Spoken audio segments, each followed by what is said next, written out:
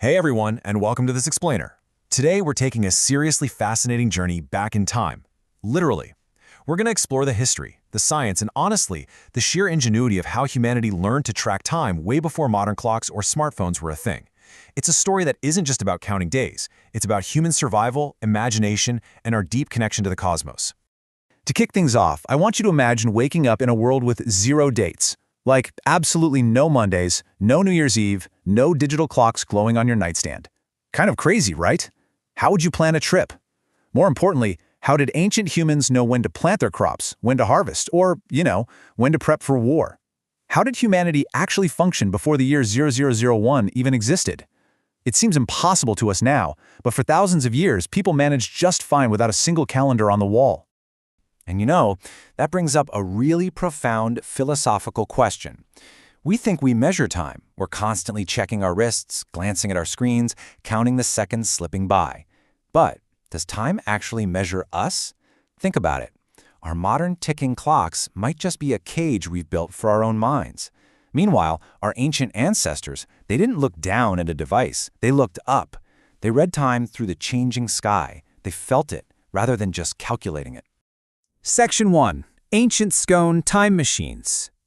Okay, let's dive into this. To capture something as totally invisible and abstract as time, early civilizations didn't build delicate little gears or write software code. Nope, they built massive, physical structures to literally trap time right here on Earth. And that perfectly illustrates our first ancient time machine, Stonehenge. Located in Britain, this prehistoric megalith isn't just some mysterious circle of rocks. It was engineered, and I mean perfectly aligned with the sun to measure the summer and winter solstices. Every single year on June 21st, the sun rises precisely between very specific stones. A 2022 study even suggests these stones actually map out a 365-day year, with each stone representing a day or a week. So it wasn't just art, it was an enormous, incredibly accurate calendar made entirely out of stone. Absolutely wild. But hey, this incredible engineering wasn't just isolated to Britain. Over in Odisha, India, we have the totally magnificent Konark Sun Temple, which was designed as the sun god's chariot. You see, ancient Indian temples weren't just places for worship, they were absolute marvels of time engineering. This temple features 12 giant stone wheels, which represent the 12 months of the year. And each wheel has 8 spokes, representing the 8 pars or phases of a day. It literally acts as a highly precise sundial. So thousands of years ago, you could read the exact time of day just by looking at exactly where a shadow fell on a stone wheel. Moving right along to Section 2, the lunar and solar dance. So, from capturing shadows on stone, our ancestors eventually graduated to tracking the complex orbital mechanics of the cosmos itself. Now, when you look up at the night sky, it might seem like some daunting, impossible math, but it actually breaks down into 3 pretty simple logical steps. Step 1, the Earth rotates once on its axis, giving us exactly 1 day.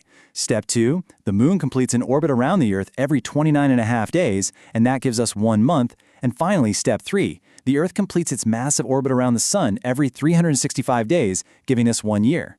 Those 3 distinct cosmic motions form the absolute foundation of all human timekeeping. And this celestial reality led to 2 main ways to track time. On one side, we have the lunar calendar, which is based on the moon's 29.5-day cycle and forms a 354-day year. This calendar follows a highly visible, totally natural rhythm, and it actually still guides major cultural and religious festivals today, like Diwali and Holi. On the flip side is the solar calendar. Based on the Earth's orbit around the sun, it forms a roughly 365-day year. This one was adopted by civilizations like the Romans and Egyptians because its rigid precision was just absolutely vital for predicting seasons and planning agriculture. Now, what's really fascinating about this is how we handle the mismatch. A lunar year is roughly 354 days, right? But a solar year is about 365 days. So, if you only use the moon, your seasons are going to drift. I mean, how do you keep them aligned? Well, ancient Indian scholars completely solved this by inventing the lunisolar calendar, known as the Panchang. To perfectly balance both systems, they introduced something called Adhik Mas, literally adding an entire extra month every 2.5 to 3 years. This brilliant mathematical fix kept the moon's cultural rhythm and the sun's agricultural precision beautifully in sync, completely without modern technology. Up next, Section 3, Glitches in the Calendar. Well, as you might guess, not everyone had such an elegant solution right out of the gate. Let's look at the historical drama of Western civilization trying, and sometimes failing, to box these perfect natural cycles into a rigid man-made system. The biggest headache for early calendar makers was this highly specific number right here, 365.25. You see, the Earth doesn't take exactly 365 days to orbit the Sun. It takes 365 and 1/4 days. If you ignore that quarter of a day, your calendar will slowly but surely drift away from the actual seasons. This tiny, totally annoying fraction is exactly what necessitated the invention of the leap year.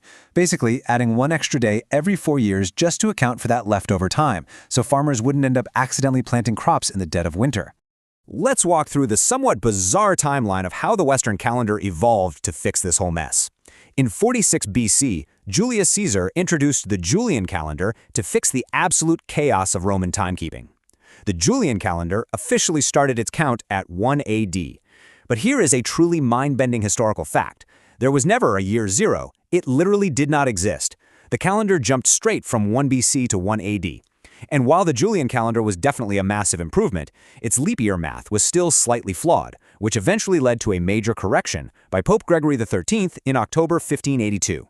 So the crucial point here is why Pope Gregory had to intervene. Because the Julian calendar's math was off by just a few minutes every single year.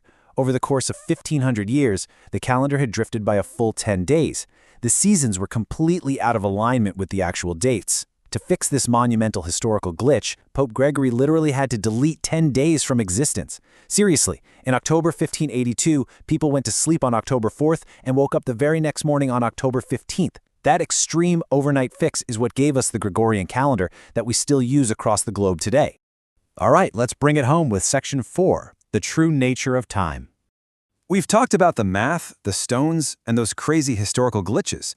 But let's take a step back and ask what it is we're actually measuring here. There are two fundamentally different ways humanity views time. On one side is linear time, which is the modern Western perspective. It views time as a straight line, starting from a fixed beginning, like the year 1 AD, and moving steadily toward an end. Time is tracked simply as a number, which, let's be honest, can be pretty anxiety-inducing as we just watch our lives tick away on a clock. Contrast that with cyclical time. This is the ancient Vedic perspective mapped out in texts like the Vedanga Jyotisha. Here, time isn't a straight line at all. It's an endless, flowing cycle of life, death, and rebirth. Time isn't just a number to be managed. It's felt as a living energy and a grand cosmic rhythm. As the ancient scholars understood, time is not just a straight line, but a cycle. So my challenge to you is this. The next time you check your phone, look at a digital clock, or write down a date on a calendar. Try to look beyond those numbers. Remember the massive stones of Stonehenge, the intricate shadows of Konark, and the celestial dance of the sun and the moon that started it all? Are you just letting a rigid digital system dictate your days, or can you step back and truly feel the ancient, endless rhythm of the stars? Thanks for hanging out and learning with me today, and I'll catch you on the next explainer.